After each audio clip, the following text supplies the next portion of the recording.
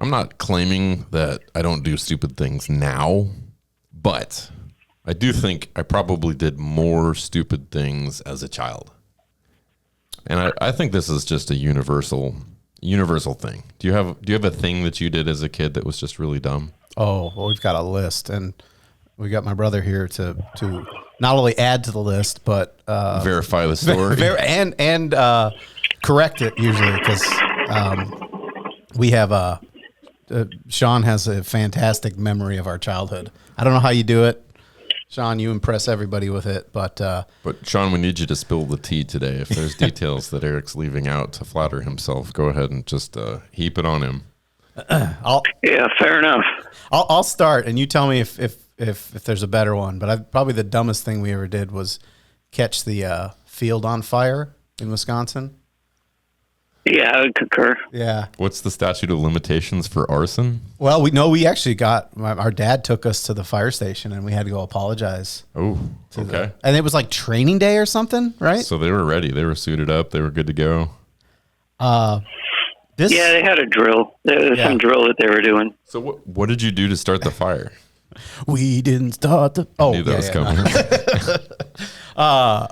So we were wanting to roast marshmallows, right? Well, I don't think that may have been like a backup plan, but I know that our intent was fully impure, and we wanted to start fires. Because we started at what we called... Yeah. We started at what we called the Big Rocks. Yeah, right, and we had Shannon with us. And it was just an area that we nicknamed the Big Rocks. Yep.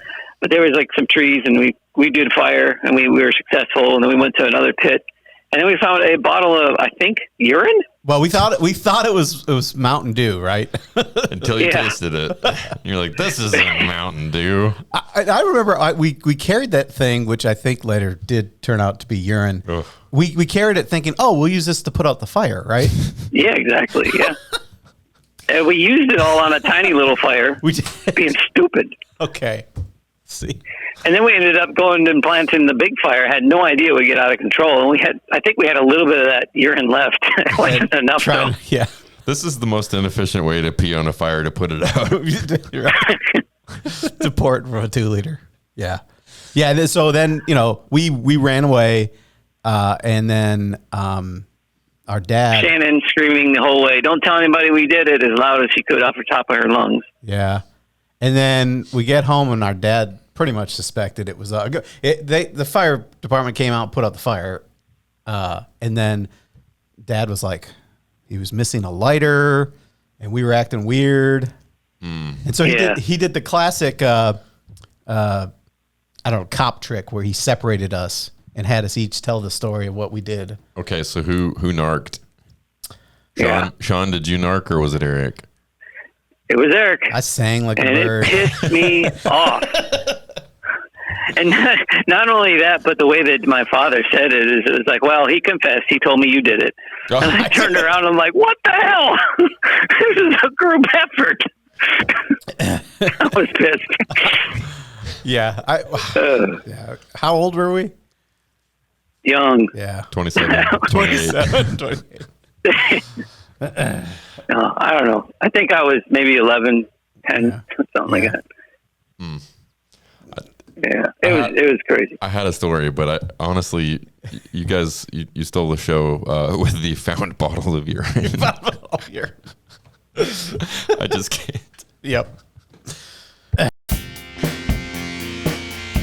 You are listening to The Soapbox. I'm Paul.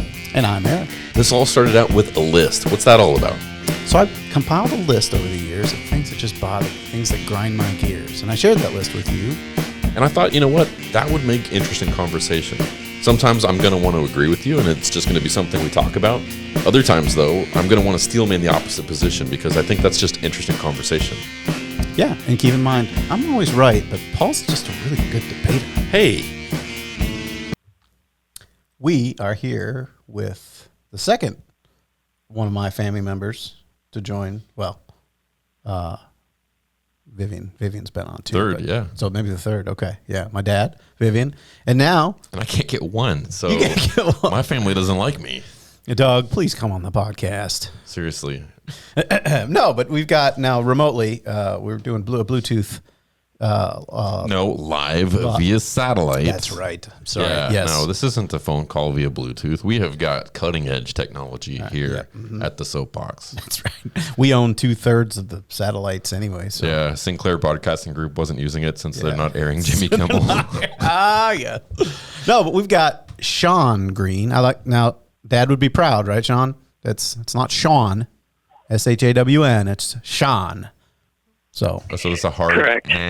it's like rhymes with John, right? Sean, SEAN. Oh man, Like Jean-Claude Van Damme. Yeah, there you go. can we just call you that? Can we just say Sean Claude? Sean Claude. The rest of the episode, you've just earned a nickname. How many movies did we rent? Jean-Claude Van Damme movies in a row? Do you think, Sean? Back when we were.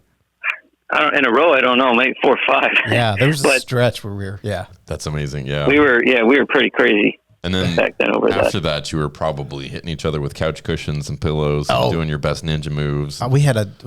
Who tried the splits? That's the real question. We both tried, right? Yeah. Yeah, I never got. Sang soprano for a little while after. Right. Yeah. Now we had like Dad's old military duffel bag that we filled with stuff, and it was a punching bag. Oh, okay. We had You didn't just pick a neighborhood kid? no. Yeah. But yeah, Sean, welcome to Soapbox. Lex. How you Yeah. doing? Thanks for having me. Yeah. How you doing? Doing all right? Yeah. Yeah. Doing all right. So Busy these days, but doing all right. yeah, and actually, let's talk about busy for a moment. You and I have worked together before on a video for one of your projects that you work on, and I wonder if you could maybe talk a little bit about what that is, what you're doing these days.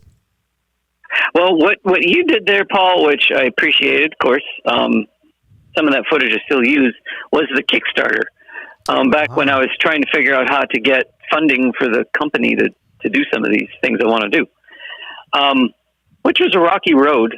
It's neat because you get to meet a lot of people and you communicate with a lot of people and you build a trust, which, unbeknownst to me, was the key to the success.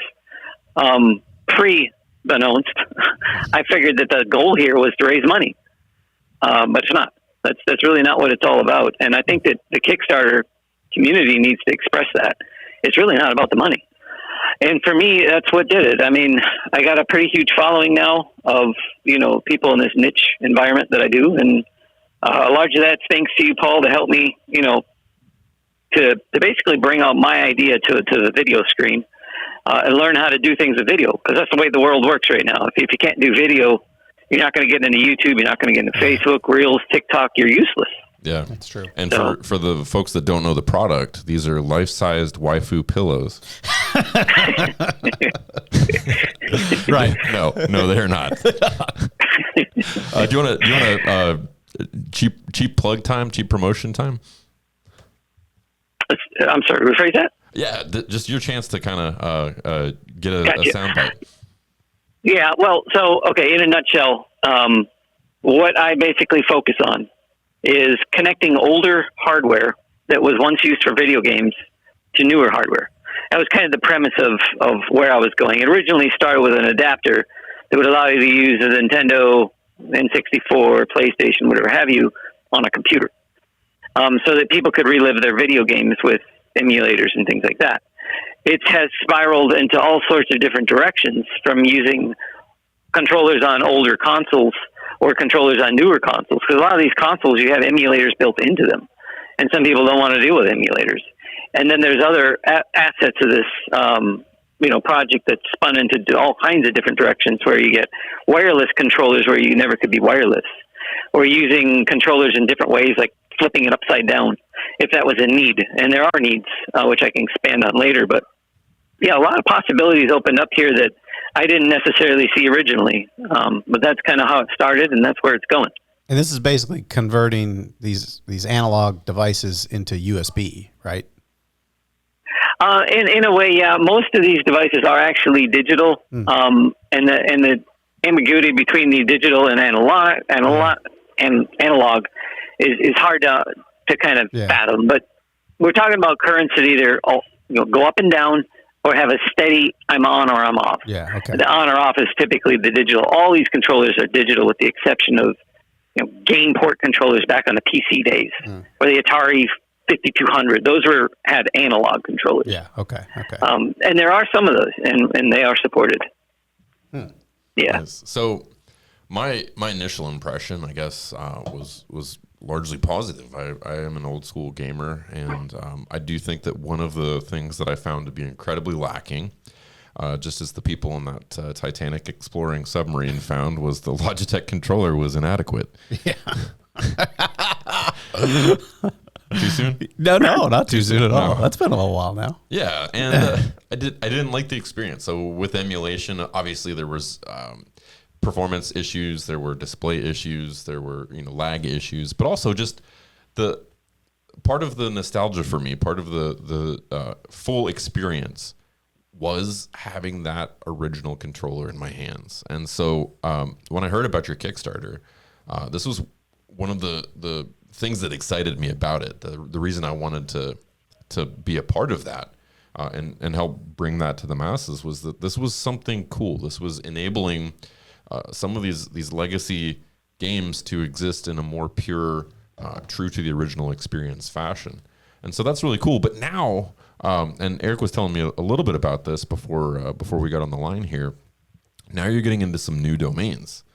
Do you want to talk a little bit about some of the accessibility stuff that you're doing? Because you mentioned we certainly can. But I think there's more to it than just that, right? Yeah, so I think one way to do this would be to mention the basic products and what they do. We don't have to go into crazy detail about it, but it'll give you a better understanding of the name. You're at home, right? Do you hear in the background here? There's an ambulance, and on this show, whenever we hear a siren, that's the cue to take a shot. Yep. So that gotcha.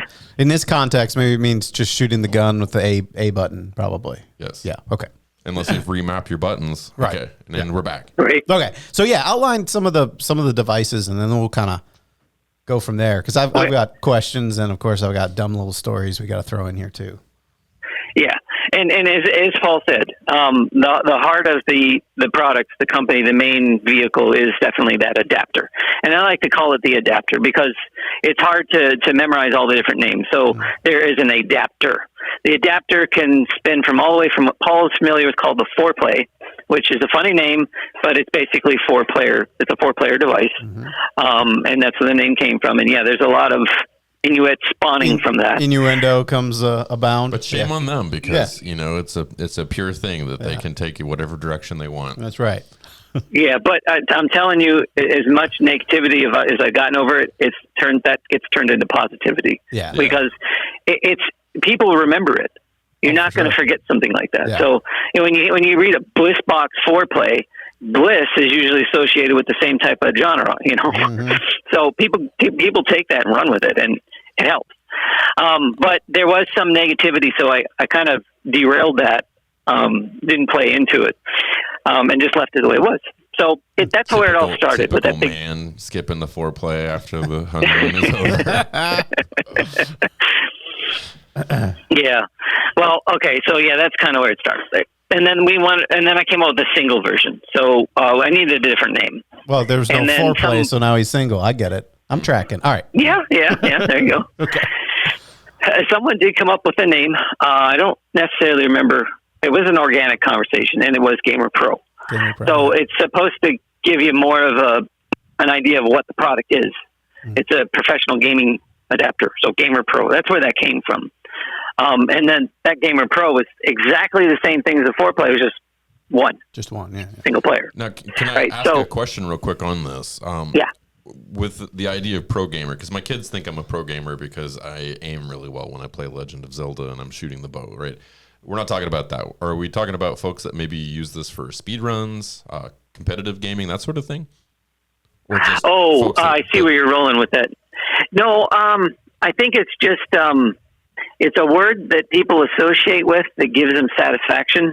So, like, if you have a product that says XYZ Pro or XYZ Advanced or something like that, you think you're getting something that's, you know what I mean? So that's where the Pro comes from in that case. Yeah, Yeah. I am sitting next to an iPhone Pro, and I am Okay. not a professional phone user, so Yeah. that tracks. Exactly. You can charge more for it. Exactly. And which is ironic because it was more expensive than the foreplay. Even It really though was. It only had one. What was the Yeah, it driving was like- factor there? Was it new injection molds or something? No, it's just amazing. It's a marketing thing, and the marketing pros, if you will, were right. I was wrong, and I took their advice and I ran with it. And they said make a smaller device that has less functionality that costs more. I was like, what? Wow. Yeah. Trust me. They literally said So, do it.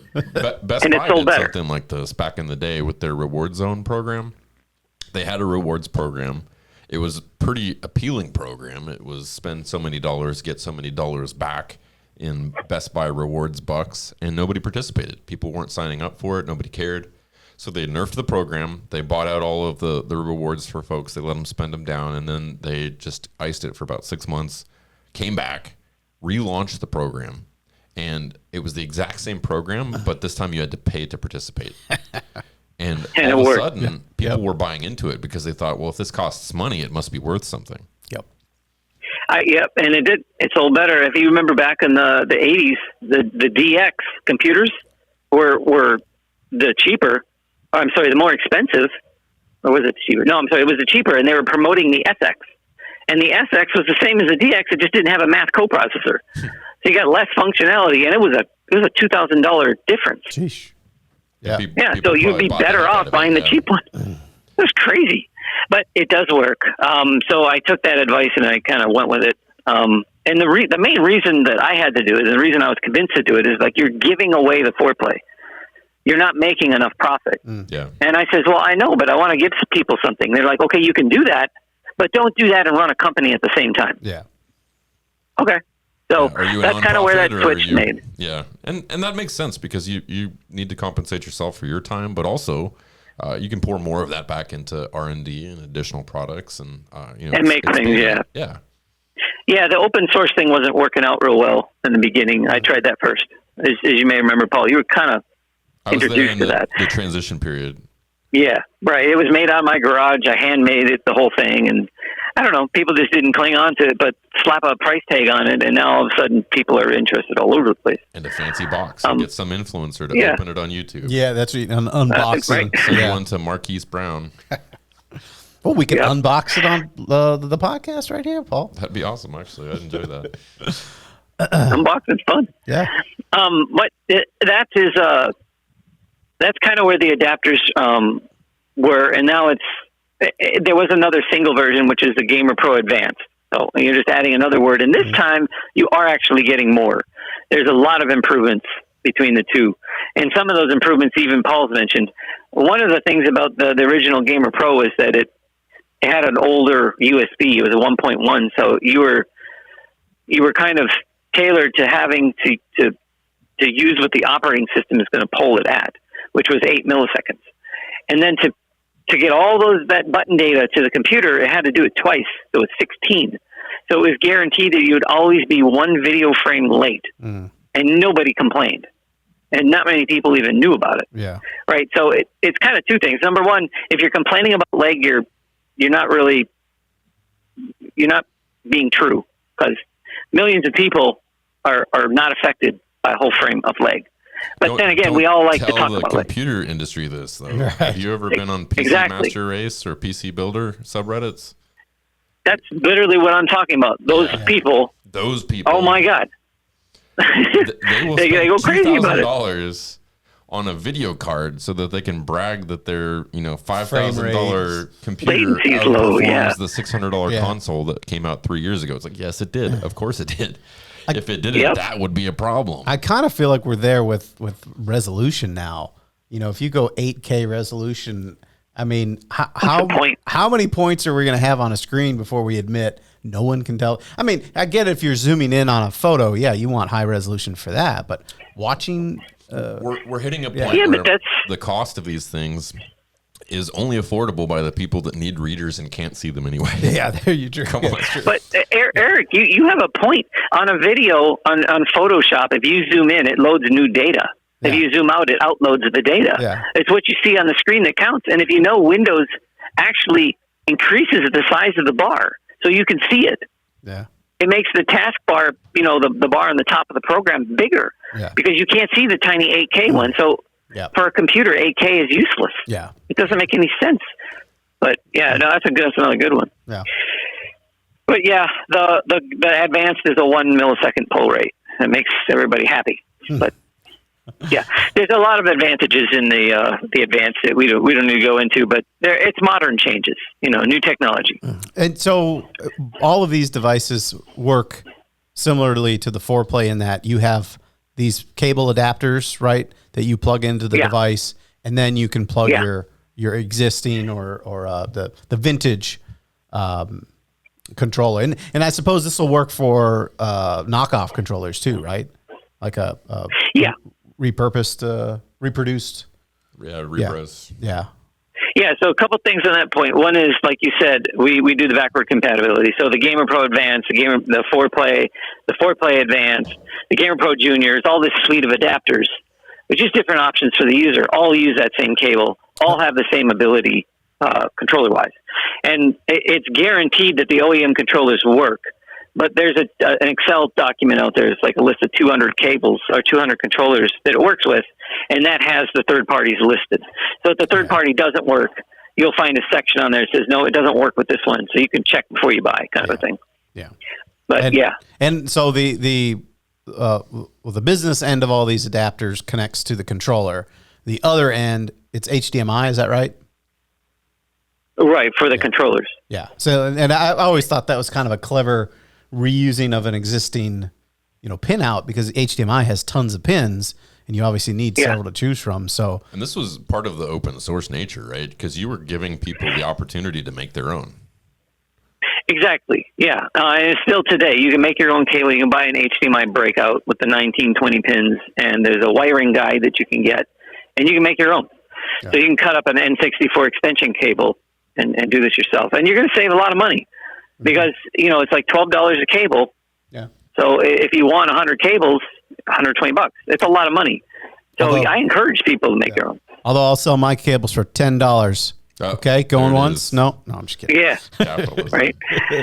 And we do have competition. We do have people that clone the cables. Now they don't beat my prices, but there are other options out there. Wow, we're not a monopoly. Yeah, Huh. You're an ecosystem, and actually, it sounds like you're a little bit more universal than USB. Yeah. Hey, okay, so we wouldn't be doing the podcast right if we didn't ask the one question that we ask everybody. In this vein, in the controller world or anything you're thinking of, what actually grinds your gears?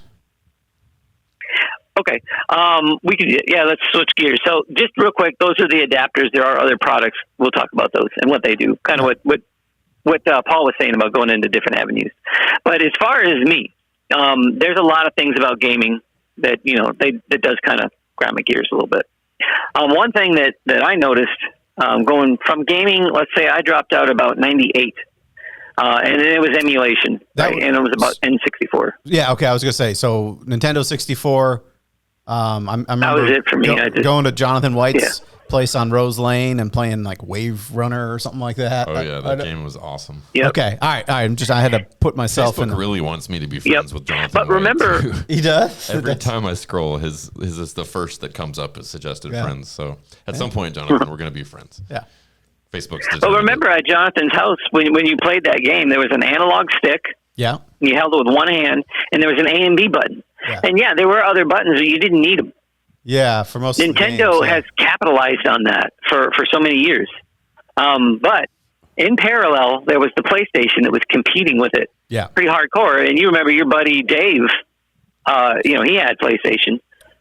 Stacy Cook had a PlayStation. Yeah, and to me, it was just like, now I got to know 4 more buttons. So I got 4 face buttons and 4 back buttons, and they used them. Yeah, and I was like, that's too many damn buttons. You need to redesign this game. But all their games used, for most part, all 8 buttons had functions. Yeah. And it drove me nuts. So I stuck with Nintendo because, to me, I was better. And then they came out with the GameCube, and I wasn't really into gaming at that time. But, again, it was really just A and B. They had X and Y on the top, but you didn't really use them that much in the games. But they're like backup buttons. Did they have like bumpers or anything? On the GameCube. They did. GameCube? Yeah. Okay. They did, but And the bumpers C were buttons just, as well. Yeah. they were just there. They were comfortable. And there was only 2 of them. It's just they had a Z button, but you don't really use it that often. So, I don't know. yeah. I just feel that Nintendo did it right. They kept that controller very simple, and they held on to that for years. I think that's fascinating and- that you're categorizing Nintendo 64 as a good controller layout, because I think the Nintendo 64 controller is almost universally panned as corporations experimenting on the public and doing unnecessary things and not including enough analog sticks. I've heard so many hot takes against the Nintendo 64 controller, which There I are. love. That's my favorite controller. There are. Mm-hmm. But just to be home on it, that what I'm saying is they expressly tried to force simplicity, Yeah. and I think that's why it got the bad reviews. It's literally what you just said. Those people are just saying there's one analog controller, there's no buttons, but I don't know. To me, I liked it. So it's but it's just for me. one. I moved at that time. I moved to PC gaming. Yeah, and that's I went keyboard and mouse, and that gave me 150 buttons to choose from. Sure. And yeah, my style of play changed probably for the next 20 years. Then 20 years. But you only used WASD and the mouse, right? I mean, Spacebar, WASD and the mouse. No, because there was like a reload button and there's a crouch button. Oh, that's true. And there's So a you got to get Q and R involved. Yeah, I mean, and then there are the number keys to switch weapons, and I'm thinking like And they Unreal had the Tournament. keyboard overlays. Yeah. yeah. And people would get. Now, I went into that too about the same time you did, but my angle was totally different. Mine was I wanted to see what I could do to my computer. I wanted to bring it to its knees. Yeah. So I was running Half-Life and Quake and all that stuff. Just wanted to destroy that computer. I didn't enjoy the gameplay though. I played it, but I didn't enjoy it. And I think the emulation just hooked me. Yeah. So I stayed with emulation. Now, do you think you're the classic sort of Nintendo gamer where you care more about how fun the game is rather than the graphics and all that? Is that what I'm hearing you describe? So I had a friend that was very much, he's younger. He was very much into the new games. And I was at his house, and he popped in a game, and I pressed every button on that controller I could find to skip the stupid video. And he's like, "Why'd you do that?" I'm like, "What do you mean, why did I do that?" "You just skipped the video." I'm like, "Yeah, but I want to play the game." Yeah. I don't want to watch the intro. He said, "But they put so much time and effort into that." I was like, "Well, congratulations." Yep. But I don't care. I want to play the game. Not my circus. And then we, monkeys. Then we started the game up, and I'm trying to skip the stupid intros on the games. Like, I don't want to set up all the player stuff. Just want to play the game. And then we had a long argument on that, which it was a good argument. But he brought in some clarity. He's like, but that's the way video games are going today. Now they have the ability to put in these videos and ray tracing and all this fancy stuff. And I'm like, okay, but I don't care. Was that play the game. constant for you? Because I remember Blizzard came out with some stuff that was just way ahead of its time in terms of just the graphical quality. And even though I was the skip the story kind of guy, I was there for every cinematic that Warcraft or Diablo. Yeah. I mean, like Eric was saying that when the PC world came out and they started it, and I wanted to bring my computer to its knees. Totally with you there, Paul. I just wanted to see what my computer could do. Yeah. I wanted to see how good the graphics could, the frame rates I could get, the higher number I could get with the bench testing. Yep. That stuff excited me for my computer. Yeah, the video card industry too. Like, I mean, I would basically buy a video card so that I could play that next great game. So you were overclocking. Oh yeah, I was doing all that. And I was too afraid. It was like it's so expensive. I'm not going to cook this thing. yeah. I remember one specific overclock story that was just so great. Was back in the year 2000. I bought a Celeron processor. I think called Celeron processor. That was a 3666. I think it was 666 megahertz or whatever have you. And then the motherboard too had that same frequency. You connect it all up and you're running it. And the thing about those Celeron processors, they realized that Intel made them on the same assembly line. So the chances of that Celeron processor running at 100 megahertz was very, very, very high. So you'd overclock it from the 66 to the 100, and you got 500 megahertz out of the deal. And now you can play all these games for a really, really cheap price. Mm-hmm. And then at the same time, you had the Voodoo 2. And you link two Voodoo 2 cards together at the same time. I had the most monstrous PC. Yeah. Oh, my God, that thing was insane. But, yeah. Well, it hasn't stopped. I mean, no, it hasn't. Yeah, and Intel still does that. This is like the difference between the i9, i7, i5. It's all the same chipsets. They're just binning them based on how many bad. Binning them, I read that. Yeah. Yeah, capacitor. Whatever they clock at. They'll test them to a failure and then just put them in a bin. So it's very possible you could get a high-end i5 that's the same as a low-end i7. You could even buy PCs from companies and they'll overclock them for you. You know, that got to that point. Yep. That's wild. Well, okay, maybe bring us back to the products here and how they're letting you kind of relive those gaming years. Okay. So I had this itch back in, I think it was right before the pandemic, probably like 18, right around the 18, 19. And I was like, well, I want to take all this technology that I created and I want to bring it to consoles. And, you know, again, this wasn't a money-making scheme. There was no product out there that did this really. And the ones that attempted to do it, you know, they were open source, clunky, hard to use, hard to make. And if you wanted to do it, you invest a lot of time into doing it. So I was like, well, I don't want to use their stuff. I want to do it. I want to learn it myself. So I pulled out my PS2. I learned how to communicate to the PS2, and I mostly knew how to do it because of the previous experience in running the controller. It's just backwards now. So I had to pretend that, you know, I'm talking to the console. I got to pretend I'm a controller. So basically, you have a controller that comes in. You got this adapter, and I had to think of a way to get the adapter to communicate to a secondary adapter with the as-is built environment. I didn't want to make another adapter because, again, I don't want to make people have to buy something else. If you already have this Gamer Pro Advanced or Gamer Pro at the time, I just want you to connect it to something and then use it on your PS2. So I had to think of a way to do it. You're not going to have a career at Apple with this mindset. You know, you need more adapters, not less. And then you need to take plugs away and make it more waterproof. Yep. That's the way the big ones do it, but that wouldn't work for me. Okay, so give us some context here. Now you got a PlayStation 2 and you want to plug an NES controller to it, maybe? Yeah. Okay. Or anything. Yeah. Yeah. And then this does play into one of my pet peeves: too many damn buttons. Oh. And a lot of games you didn't need the buttons, right? So so here I am. I'm figuring that out. The biggest challenge was how to convert one to the other, how to communicate. I only had the USB wires.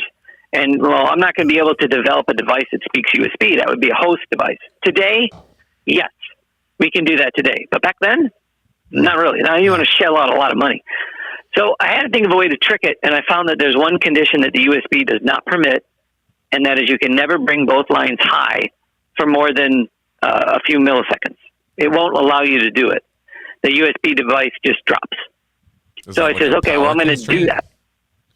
No, it's got a reset signal. It tells the USB I'm dropped. Okay. Right. So I forced it into that mode and I left it in that mode.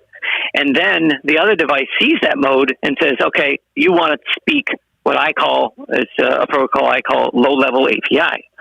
So all right, you want to talk low level API? I can read that. So it does the initial sequence and the other device says, okay, let's start communicating it that way. If you are connected to USB at the same time, USB is like, I don't know what this is. So as far as I'm concerned, you never renegotiated. I don't see an enumeration. So you've reset. I'm not going to talk to you. So the other device talks. So it worked out beautifully because it didn't interrupt the USB communication, and I can speak the other one. If I ever want to go back, I re-enumerate the USB. So you can go back and forth. So just by tricking it in a way it's not supposed to be used, you get a handshake. Essentially, yeah. That's awesome. So I communicated all the payload to the bridge. So the reason it's called the bridge is because it's bridging two devices, two ecosystems. It's bridging the PS2 to my adapter. So that's where the name came from. And there's a thing called the blister, which is for the Mister community, and it has the bridge built into it. So it's flipping that signal back and forth from USB to low-level API, by the way, the user flipping the menus. So they loved it. It was a great product for them for a while until they realized it wasn't open source. Then they decided, no, we're not going to support this because you're a company. But the community loved it so much they forked the source code, and they still run it today. But it's forked. So the main, meat and potatoes, the guys that run this show, they're like, no, you're trying to make money. We don't want anything to do with that.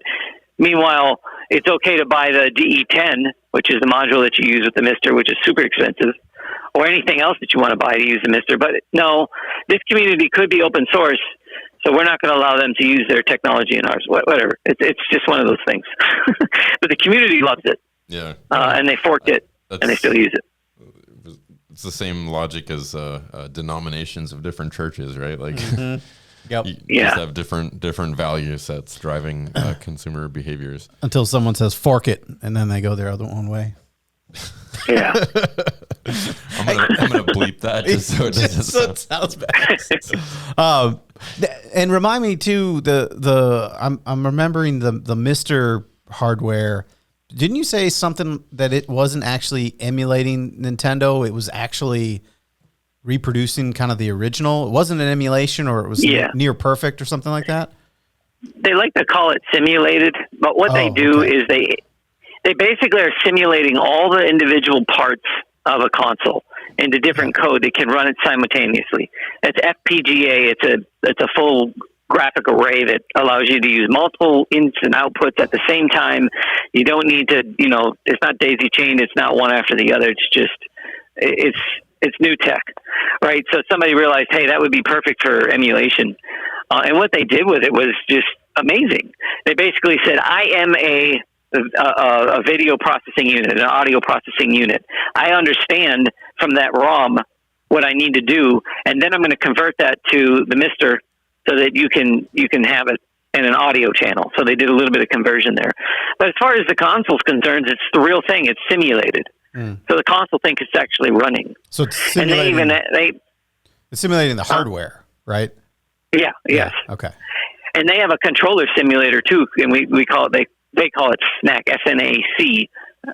I don't even remember what the acronym stands for, but it doesn't matter because I just hear it in this like sassy, like urban woman voice, like that's a snack, right? When you hear those coins in Super Mario Brothers, and the sound is perfect, and it's not that emulated version. That's snack. Yeah, exactly. That's what you get. Okay. But with that snack thing, they use my cables. Okay. Which is funny. Huh. That was nice. Right? So you got that ecosystem pulling in there again, and it helped them and helped me. But yeah, the Mister's it's very specific to somebody that really wants authenticity. You want it exactly the way it was. Yeah. If you got consoles, you don't need it, but yeah. We're running up the clock a little bit, but there's one other point that I think Eric had brought up on our walk, and we sort of alluded to this, and then we walked away from it, but I'd like to walk back just because I think it's interesting. And that is not the ADA, but the alternate controllers for folks that maybe aren't able to use a regular controller. The accessibility. Yeah. Work. So just quick lineup. There's a thing called a blender, and there's a thing called an air, which we didn't get into. We don't need to. I'm going to give you a quick overview. The air is essentially what it sounds like. It's going to convert everything to the air. So it's a wireless version of that ecosystem. So you plug it into the adapter. You can plug it into the bridge. Anything that I mentioned will use the air, and air just cuts the cable. So you're sending signals over the air. Enough about the air. The blender is what you're talking about mostly. But there's an upcoming product that's going to tie into exactly your question. So the blender is really, really cheap. It's like a $10 thing. And I wanted to make it really cheap because I didn't want people to waste a lot of money on it. I just wanted them to say, look, you can do anything that you want with multiple controllers. You can mix them into one controller. You can remap them in any way that you want and do all kinds of, fancy logic in the software. You program it in the software and then you flash it. And then it'll give you that desire. So if you want to invert a controller, you want to flip it upside down, or like Robotron, you used to have to play with two controllers because two NES controllers. Yeah. But now you can just use the Super Nintendo, but they didn't have it back then. So you can take that Super Nintendo and cut it into two separate Nintendo pads. and then you can play, Robotron on a Super Nintendo controller, or things like that. So what that did is it kind of opened up the possibility of doing like one-handed gaming.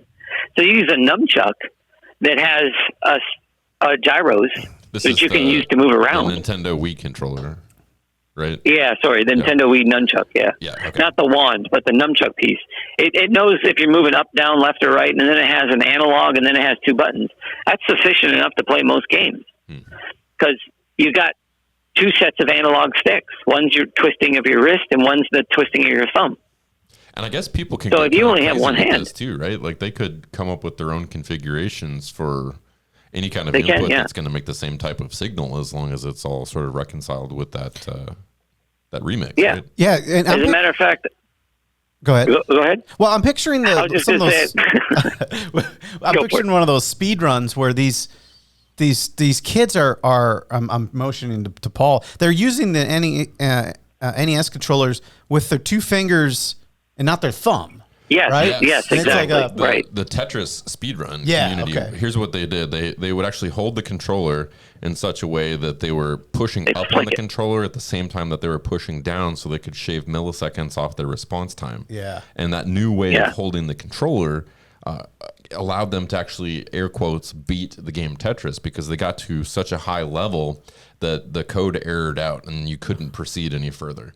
And that happened because of these like just rapid movements that people train themselves to do. So to be able to do that with software and a specific hardware configuration, I'm sure in the speedrun community they'd frown upon any like mechanical advantage that you'd build for yourself. But you could see this playing out either in terms of coming up with just new ways to explore games in not a competitive fashion, but just an exploratory fashion. Yeah. And also, and I think this is the one that excites me, is the folks that, they lost an arm in Iraq or something, and they were a gamer and they feel left out. Like now they can play some of their favorites. Yeah. And I think that is so cool. Yep. Well, what I've done with some experimentation is, for example, I play Punch-Out with the nunchuck controllers. So you actually punch by moving, like you were supposed to do with the Power Glove that never worked. Right. Yeah. I've reinvented the Power Glove. Yeah. But I've played, games like Rogue Squadron with one-handed, just to see how it played, and played really well. But like Paul said, I mean, with one hand, you can't play many of the newer games, but now you can. And the bridge works on the PS3, the PS4, the Switch, the Wii U, the Wii. So it covers a lot of ground. And you can use it and configure it the way that you want and do those kinds of things. And wasn't there something that with the Xbox had a controller that you were looking at? Yeah, so they have a thing called the adaptive. Yeah. And it has phono jack inputs, which are specialized equipment for people that have cerebral palsy or whatever have you, where they literally have no mobility. So this or is some like people that have limiting mobility. Is this what I'm picturing in my mind? Like they're different puffs of air or sucking on the tube will give. They hit it with their head. They eye blink tracking. their eyes. Yeah. That's cool. Yeah. And those aren't analog; they're switch based. So what that does is it converts it to the analog controls so that you can play the game. Now the adaptive might have more functionality than I'm aware of, but that's the general idea. Yeah. Now, going back to the older consoles, where you didn't really have many analog controls, or even if you did, you could play the game with those switches. Arcade panels are made that way. And I did a video on using, an arcade panel breakout board. So I took the adapter, I broke out the board, which anybody could do by a breakout board. And then I connected switches to up, down, left, right, A, B, X, Y, start, select, and I made an arcade panel. And I was thinking, well, wait a minute. Why not just put phono jacks on the back of this thing? And then they could use the adaptive hardware and play these retro games. So I'm going to release another product called the Connect. So it's connecting those various, apparatuses to the box. And then you can play Super Nintendo or 64 with all those apparatuses that they have for those people. So now that disability community can have retro gaming, which is something they haven't been able to do. There is an open source product I found about, I think it's like 2040 or 4080 or some nonsense like that, where they do touch on some consoles, but they don't go back very far. And you'd probably have to have Yeah, I mean, you'd maybe have to have the original hardware, I would imagine. For the things you're talking about, would it require the original hardware, or to plug it into the console? You mean? Yeah. Yeah, that's what they didn't do. Yeah. They just, I guess it was an open source, and they never really figured, well, who's going to make cables for Super Nintendo? Yeah, so they just did the USB ones, which works. Mm-hmm. And you can put emulators on most of those if you wanted retro gaming. But sure. No, this is definitely an open territory that nobody's covered. This is kind of what the company Bliss-Box does, right? Yeah. We're giving you options to use some of that older hardware in ways that you couldn't before. So if you're disabled and you want to play a Nintendo and you've never been able to, well, now you can. There's an option to do it. Or if you want to have your phone in one hand, yes, let's make it a ubiquitous product. And you said that was $10. Is that? The blender is. The blender is in the cheapest form. Yeah, you can buy it. I think it's like $10 or something like that. You can't get Chinese takeout for $10. No, that's an amazing price on that. I think Paul is onto something though. Like you watch a lot of kids today, they'll be at a movie theater. Oh yeah, and they'll be on their phone because they're bored with the scene, or they're going through the walkthrough and they're on IGN's website. And they're trying to figure out what wall to put the bomb on the original Zelda. So I think Sean. I think these are super fun ideas, and I really appreciate you just giving us a little bit of your time today to sit down and talk about what you're making, what you're doing. I think they're really cool things. I was excited years ago with Kickstarter. I'm re-excited again hearing some of the new stuff that you're doing. I think it's great. We'll put links and stuff in the bottom, but can you explain how people can reach out to you, your profiles and things? Where do we go? Yeah, well, one of the things I guess I did want to kind of mention was some of the challenges with the business. I'm not a business, right? I am running a business, and I'm not a business guy. And I've learned so many things over the years. And another mistake I've made, and to answer your question, is the major outlet, the one that everybody seems to gravitate to, is Discord. Mm-hmm. And I can't change the masses. It really was a Facebook thing for a long time, but now it's just Discord. So if you really want to know what's going on and you want to get the best help, you go to the Discord. The problem with that is it's not tracked. You can't search it. Oh. So I'm not getting the Google backlinks, right? So what I'm trying to do is do more things like this, where Google's going to find these links by keywords and track it back to the site. Yeah. So I've been doing a lot of blogging and things like that. Well, but put the links out there too. What do they search for on Discord? So there is a Bliss-Box Discord. You can go to the main webpage and get the link. That's probably the easiest way.